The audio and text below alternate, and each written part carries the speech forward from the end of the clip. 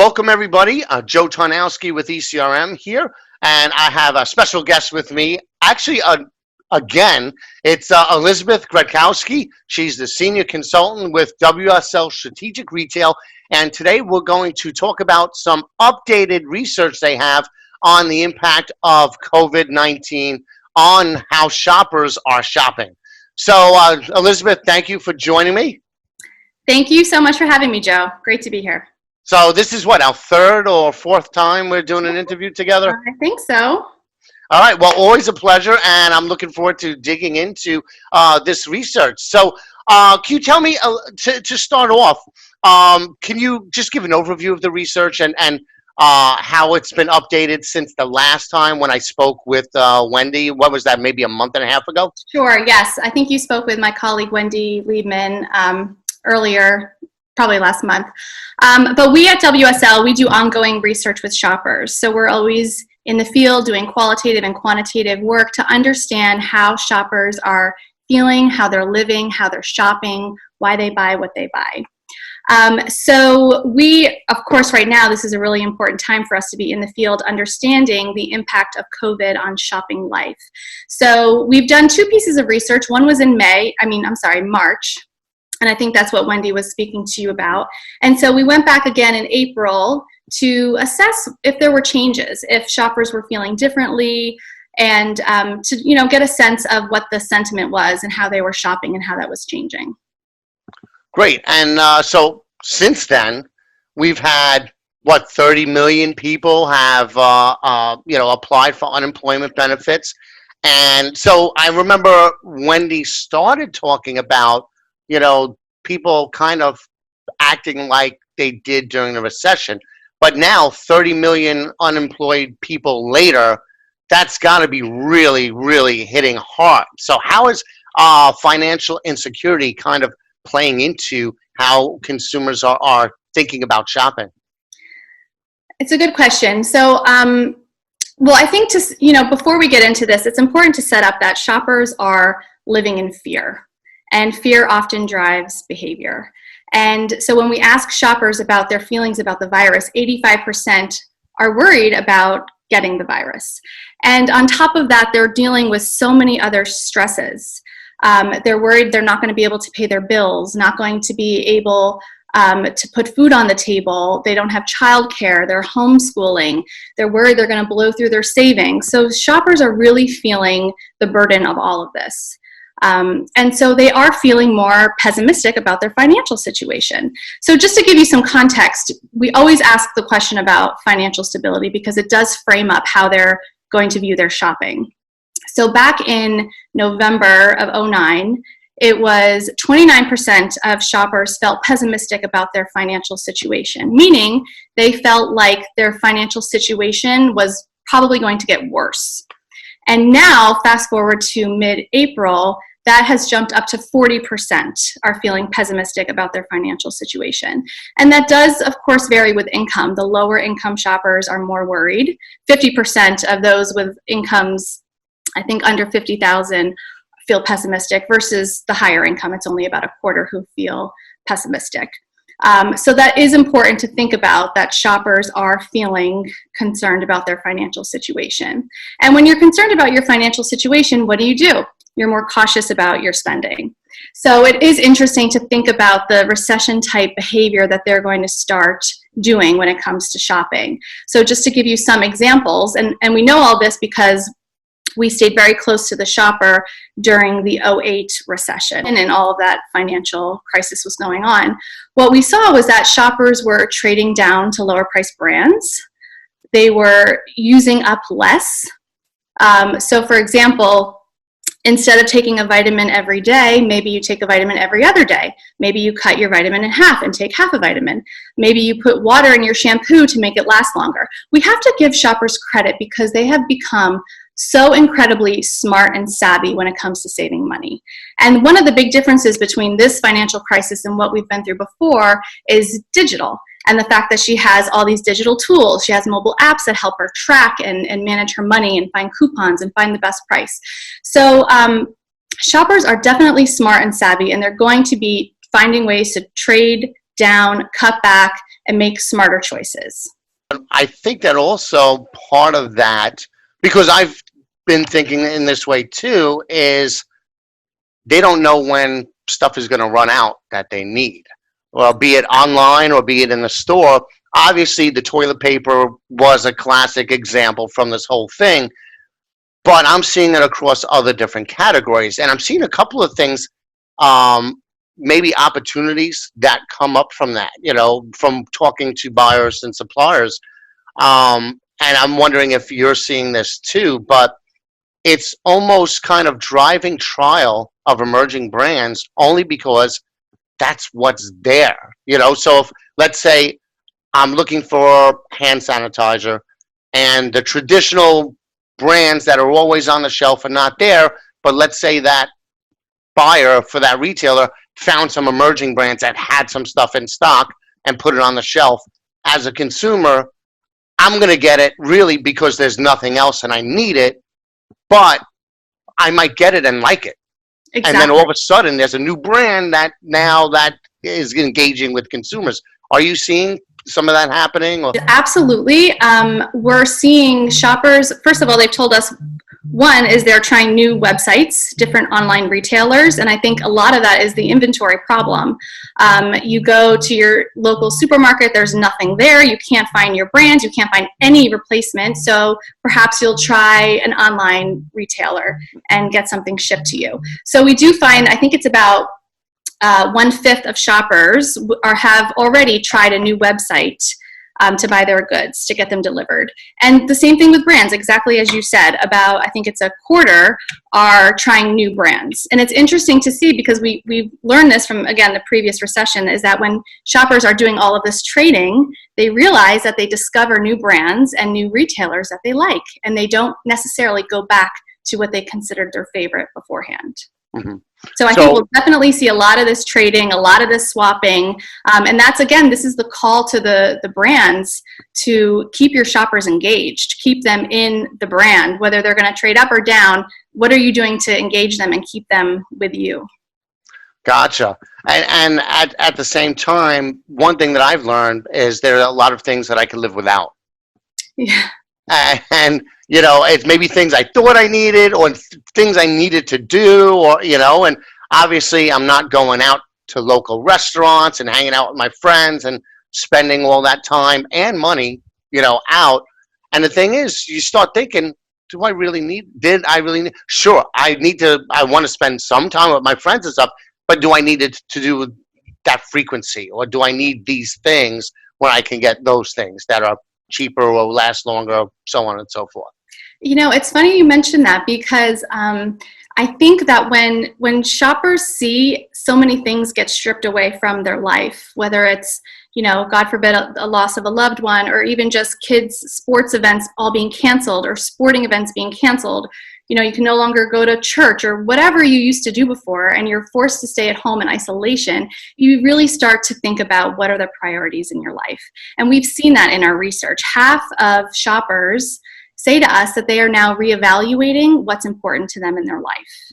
And shoppers are also really focused on staying calm. It's amazing, again, going back to the shopper who is so smart now and so in control, that she knows, I say she, but she and he, they know that they need to do things to be calm, and they're proactively managing their health and well-being and doing things to stay calm. And also the other thing that they're while they're staying home and rethinking their priorities, they're spending a lot more time focusing on their finances. So thinking about, how can I manage my finances better? They don't want to get into the debt and all the craziness that happened to them before. So they're really trying to prioritize how to be financially responsible. So what are some of the things they're doing to stay calm? Obviously, probably a lot of self-care activities, reading, TV, Yes, there's lots of self-care going on and a lot of wellness going on. So the interesting thing is wellness, as I'm sure you know, this has been an evolving trend. It's not even a trend. It's a lifestyle. It's a movement for a long time. At least 5 years, shoppers have been extremely focused on their well-being. And so COVID now is like a catapult to all of that. They are more focused on their well-being than ever before. They are doing things like learning and reading about health and wellness. I think, let me try to think for a second. It's a third of people are doing more reading and learning about wellness. Another third are doing more exercising at home. About a quarter are eating healthier. Another quarter are doing more to take vitamins. And also sustainability fits within that whole wellness thing. And I wasn't sure really how this was going to play out, the whole value around sustainability. But still, 20% of shoppers are so focused on sustainable practices, even during COVID. And I think it's because it makes them feel good. And at this time, they're really doing whatever they can to feel good, whether it's recycling, reusing, being sustainable, exercising, getting more sleep, meditating. We see this across the board. This is really what they're focused on during this time. Well, I certainly can attest to that just personally. I mean, seeing what's going on and seeing, two things. Short term, I think people are doing things for their health. Like me, for example, I loaded up on, like immunity boosting drinks and, probiotics I've always taken and, some of those zinc gummies, things like that, just to like increase my immunity for the short term. But then I think the long term, what you were talking about earlier, diet, eating healthier. In fact, I was always trying to eat healthier over the past few years, but it's gotten a step further. I'm getting more organic stuff. I'm getting a lot more vegetables, a lot less pasta. Spending more time working out because now I'm thinking more in terms of longevity too. So you have the short term, what can I do now to boost my immunity and all that? But then the long term, how do I make myself better prepared so that if this happens again, Exactly. I'm better protected? So I see both of those happening. Exactly. And also the other piece of wellness is the whole mental aspect of this. I'm sure, we've all heard and read the headlines about the emotional and mental toll that this is taking on people, the loneliness, the depression, the anxiety. So that's the other part of this. And it's been great to see the retailers and brands really step up their messaging, change it up from just the standard old, 20% off and really focus on shoppers' mental state, reminding them to be calm, reminding them that everyone's accepted. We're all in this together. So that's the other part of wellness, that yes, it is about exercising and meditating and all the things that we're proactively doing to build our immunity right now and also long term, but it's also the mental aspect of this. And I think that's a huge opportunity for brands. I agree. What's funny is I've been reading books on people facing adversity. So two different things. I've been reading, and this has helped me feel better. I read a book about the plague in 1665, and I read a book about Spanish influenza. And the reason why is because it puts it in perspective. What we're going through now is nothing compared to 1914. So you read that book, and it's like, okay, 2 years versus we're only 2 months, Yeah. Then I just read a book about Ernest Shackleton, who was an Antarctica explorer, and his boat was stuck. Yeah, I don't know. You probably saw the video. I saw your post. So, and it's like, wow, these dudes were stuck in the ice in the boat for 10 months straight. 3 of those months in pitch black darkness. Okay, it's not that bad now. So it puts it in perspective. But I think the thing you said about the messaging, I agree. I think it's key. You really can't be tone deaf when you're addressing consumers now. You really need to put things in the context of what they're going through so that you could show them that you understand, you're there for them. Sure, they need discounts, and pushing a discount or a sale is important. But what's more important is we're here to help you, and these are the things we're doing to make your life easier right now. Exactly. Or when you push the promotion, the 20% off, frame it up in a way of, we care about you so much, we want you to have this so that you can get what you need. So there's just so many little nuances that retailers could and brands could do to show their shoppers that they feel their pain, they understand what they're going through, and they really care about them. Yep. Or here, these bath bombs, right? You're feeling stressed? Yes. These bath bombs with CBD will help relieve the Exactly. anxiety or things like that. Or like Wendy brought up in our interview, and she was really forward thinking on that when she mentioned, eventually people are going to start seeing their roots, their great Yeah. roots showing in their Zoom videos. And guess what? 6 weeks later, it's happening. In fact, I just gave myself a buzz with clippers because my hair was just getting too crazy, and I just, so. But Right. it's happening. People are now seeing themselves on Zoom, and they know that it's here to stay. It's not going away. Even once things get better, it's going to be incorporated in. So now, in the beginning, maybe they're thinking, I'll be in my pajamas and I have a ponytail or whatever. Now they're actually, I'm seeing a lot more people are trying to look as if they were working in the office. Are you Mhm. seeing that too? Yeah, I've seen different things. It's interesting. In fact, I was thinking about that when I got dressed today. I was like, should I wear like I'd be giving a presentation, or is this more casual? But I do feel like now there's this whole new sense of humanity coming out, which I love seeing. People, I was worried. I'm like, gosh, my 3-year-old's going to come running through the door during this interview. It's bound to happen.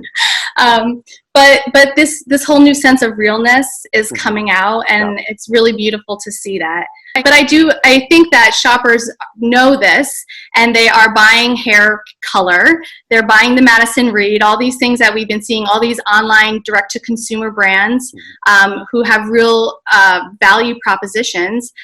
Shoppers are going to be buying these and doing these at-home treatments. In fact, we already see it in our research that doing at-home beauty treatments is up right now. Although the flip side of that is that spending time on your beauty routine has gone way down. So I don't need to put on a full face that's going to last all day, but I'm going to touch up my roots, basically. Or just do what you need to do for that virtual Exactly. meeting, and that's it. So you touched on something before when you mentioned what consumers are spending time doing, and one of the things is they're spending a lot more time on social media or online just to stay informed and busy. What kind of things are you seeing in your research along those lines? Well, it's interesting that most of them are watching the news, which I don't know why if you're trying to be calm. But half of them are doing more, watching the news, playing video games, watching movies, the whole entertainment aspect. But really, it's about the whole wellness piece and doing more cooking at home, spending more time with pets. You only can do so much when you're home. Where do you see this going? And as we start to get out of it, which we're at least attempting to do with states opening up and things, how do you see this continuing on, shopper behavior and how the retailers and brands are addressing it as we kind of open up more, and then and this is looking a little bit further out, once the pandemic passes? What's the lasting impact? Well, I think there's a couple of things. One is the financial piece, which I think I already touched on, which is just that shoppers are going to be more cautious about their spending. There was something we used to talk about called the cautious pause. So even when they get back to spending and shopping in the stores, they're going to get to the checkout, look at their basket, take the item out and say, is this a smart use of my money? So that these behaviors are going to be ingrained, and they're going to be ingrained for years to come. I don't want to make predictions about the economy, but when we looked back at the 2008 recession, it wasn't until 2015 till we really saw these behaviors stop, or I should say decrease.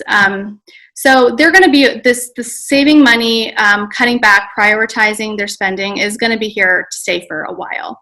Wellness is going to be here to stay for a while. I think that COVID is just ramping it all up a lot.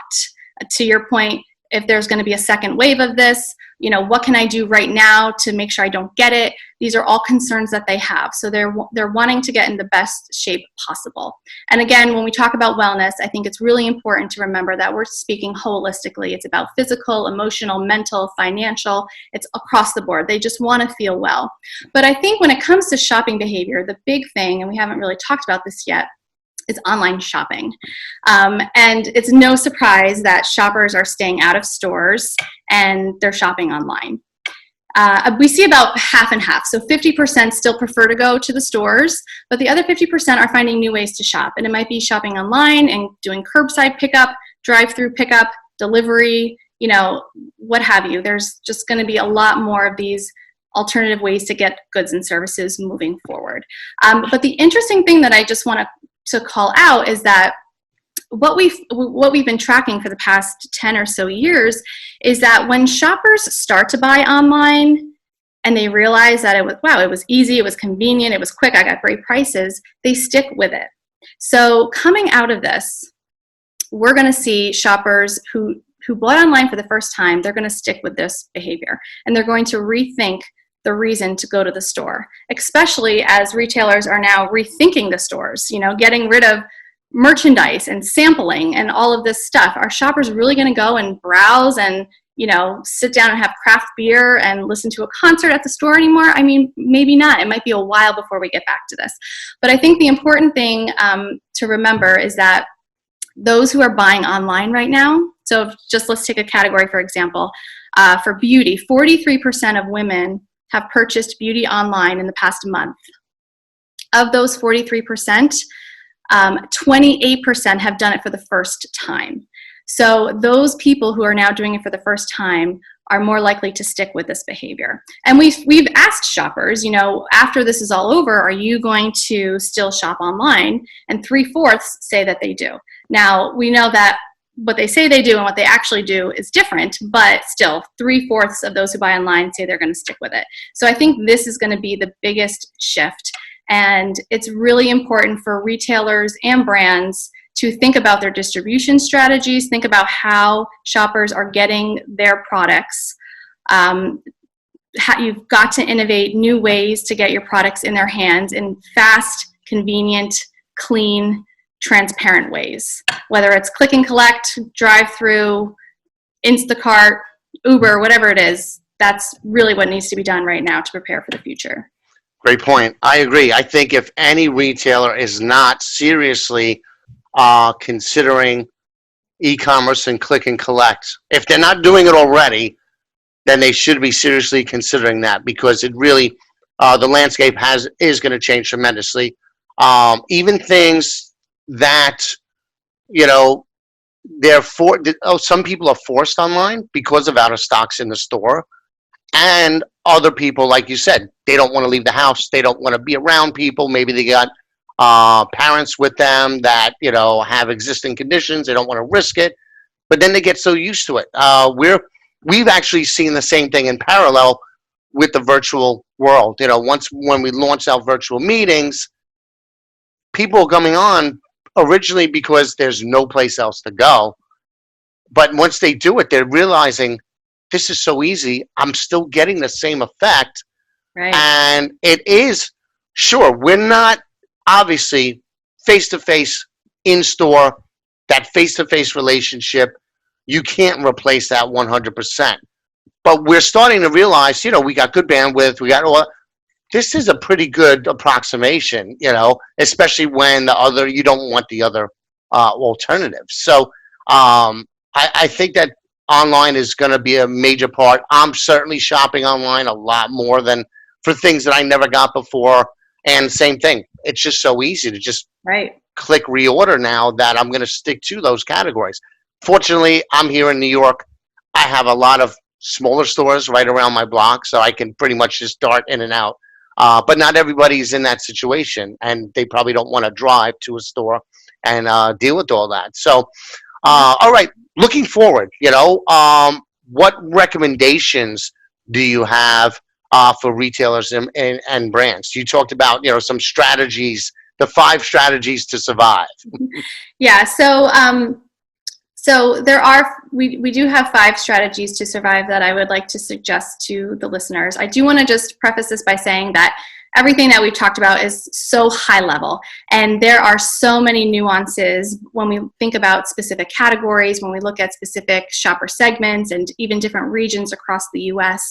And that's one of the things that we love to do at WSL is really help our clients understand these future scenarios and what the future is going to look like. But for the sake of this conversation, of course, there's 5 things that we suggest to help brands and retailers survive right now. And number one, as I already mentioned, is to feel their pain. And again, just in the messaging, in the promotions that you do, in the marketing, it's so important to be relevant to the place where your shoppers are at.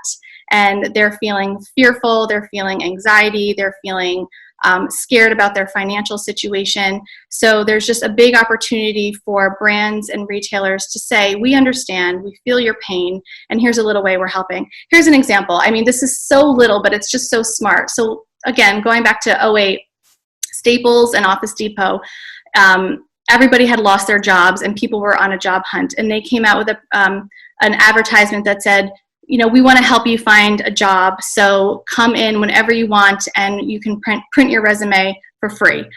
Totally small, doesn't cost them a thing, but just a way of saying, we really care about you, here's how we're going to help you out. So that's number one, feel their pain. Number two is understand this new context that we're living in. You cannot return to retail and expect to do business the way that you've done before. This really requires you laying everything out, how you do business, how you sell, how you go to market, deconstruct it all, and basically rebuild it, considering the new landscape that we're living in and the new shopper that we have before us. Three is keep your shoppers in your brand. Again, as we already talked about, there's going to be so much trading up. There will be trading up, believe it or not, and trading down. But the important thing is that you keep your shoppers engaged so that when they do make the switches, they stay with you. And four is be where they want you to be, not where you want to be, where they need you to be. And this really talks to your distribution. You know, I have to wonder about these premium beauty brands who are in the mall. What's going to happen to them? They have got to rethink how they're at retail. And it's not just them, it's everybody else too. Everybody has to step back and rethink about it. If you're in a mall and people are no longer going to the malls, how are you going to get your products to shoppers? So again, you have to be where they are. You have to be truly omni-channel, and it has to be easy. And then the last one is just about embracing well, because wellness it used to be a lifestyle, and right now it is life-saving. And shoppers are so focused on it. And there's a tremendous opportunity for brands to frame up their message, their products, their marketing, everything in a wellness frame of mind. It doesn't mean you need to have, recyclable packaging and you need to be organic. Even just the nod to the shopper's mental well-being. Hey, you're beautiful just the way you are. Take the CBD and you'll be calm, whatever it is. There's just a really big opportunity to resonate with the shopper's desire to be well. Awesome. Well, those are certainly great recommendations to kind of wrap this whole thing up with. And, for those of you who are interested in learning more about WSL and what they do, the website is WSL Strategic Retail. Did I get that right? You got it right. All right. And then also they have a Future Shop podcast, and they have a ton of content all around dealing with COVID-19 and how to survive and thrive in the midst of all of that. So, Elizabeth, thank you so much for joining us. And I look forward to keeping this going and hopefully eventually doing this with you guys in person again. Hopefully soon, Joe. And thank you so much for having me. It was fun as always. Always. Take care and be safe. Okay, you too. Bye-bye.